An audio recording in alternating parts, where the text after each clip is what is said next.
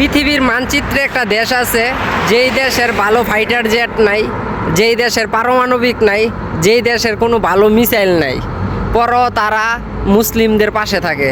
সেই দেশের নাম হলো বাংলাদেশ। মায়ানমারে শত শত রোহিঙ্গাদের হত্যা করার সময় এই মুসলিমদেরকে আমরা আশ্রয় দিয়েছি, বিশ্বের কোনো দেশ তাদেরকে আশ্রয় দেয় নাই।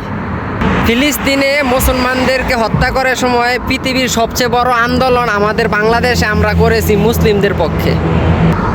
ইরাকে সাদ্দামকে হত্যা করার সময় বাংলাদেশের শত শত মুসলিমরা কান্না করেছিল এই সাদ্দামের জন্য, যেই সাদ্দামের পাশে দাঁড়ায় নাই ইরান। যখন কাশ্মীরে মুসলমানদেরকে হত্যা করে হিন্দুত্ববাদীরা, তখন বাংলাদেশে তার আন্দোলন করে কেন মুসলিমদেরকে হত্যা করা হইতেছে কাশ্মীরে। বর্তমানে ইরানের ওপরে হামলা করে দিছে ইসরায়েল, আপনারা সবাই জানেন। তো এই ইরানের পক্ষে কোনো দেশ না থাকলেও আমি নিশ্চিত আমাদের ওই বাংলাদেশই থাকবে।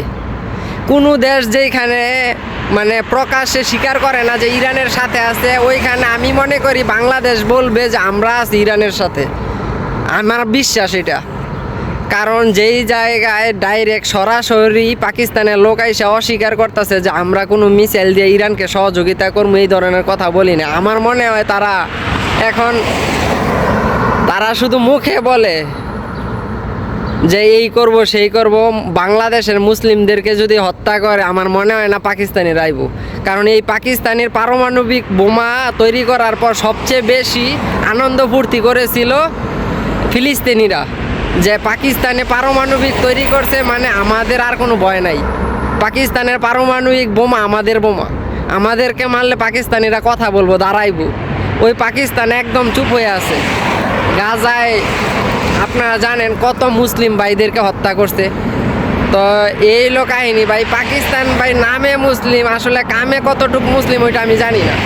কিন্তু আমার মনে হয় আমাদের বাংলাদেশ নামেও মুসলিম, কামেও মুসলিম। যদি বাংলাদেশের ওই রকম মিসাইল থাকতো, আমার মনে হয় এতক্ষণে মাইরে দিত ইসরায়েলে। পাকিস্তানের মিসাইল যদি বাংলাদেশের থাকতো, ওই মিসাইলগুলো আমার মনে হয় না এতদিন বাংলাদেশে থাকতো। বাংলাদেশের তারা ঠিকই ইসরায়েলে মিসাইল পাঠায় দিত এতদিনে। মুসলিম আসলে যুদ্ধ জিহাদ এটা মুসলিমদের দ্বারাই সম্ভব। মুসলিমরা জানের মায়া করে না। যদি জানের মায়া করতো, তাই 2 লক্ষ রোমান সেনার বিপক্ষে যুদ্ধ ঘোষণা করেছিল মাত্র 3000 মুসলিম। ওই যুদ্ধে জয়লাভও করে। আর আমরা পুরা বিশ্বে সংখ্যায় অনেক, পর আমরা সাহসে আমাদের কুলায় না যে আমরা মুখ দিয়া বলবো যে আমরা ইরানের সাথে আছি। ভাই আমার মনে হয়, আমার এটা ধারণা, আমার বিশ্বাস, ইরানরে যদি ধ্বংস করতে পারে, নেক্সট টার্গেট হইব পাকিস্তান। হয়তো পাকিস্তান দেখতেছে যে এমন একটা সময় ছিল যে ইরান তাকায় দেখছিল সাদ্দামকে, যেই সময় ফাঁসি দেওয়া হয়েছিল ওই সময় ইরান তাকায় দেখছিল। এখন